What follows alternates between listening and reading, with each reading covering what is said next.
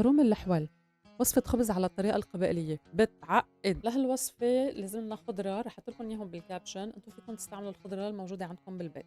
بعد ما فرمت البصل والبندورة فرمت الخضرة بشكل كتير ناعم، زيدوا لي عليهم كاستين سميد، كباية زيت زيتون، وما تنسوا الملح. يا جماعة القبائل، فيكم تقولوا لنا شو يعني أغروم اللحول وليش سموه هيك؟ يا الله، ما بخبركن قديش هالروايح والمكونات لابقين لبعض. الجزائر بلد كتير كتير كتير كبيرة، وإن شاء الله أقدر روح وشوف هيدي المنطقة لأن عن جد كتير حلوة على حسب الفيديوز والصور اللي بشوفها. مدولي هالعجينة بشكل متجانس، زبطوا لي إياها من كل الجوانب، وعلى صينية حامية نزلوا لي إياها وخلوها تستوي من كل الجهات. يا ويلي يا ويلي على الروايح، شو بشهوا والله على المنظر، هيدا البيت كلياته معبق من ريحتها.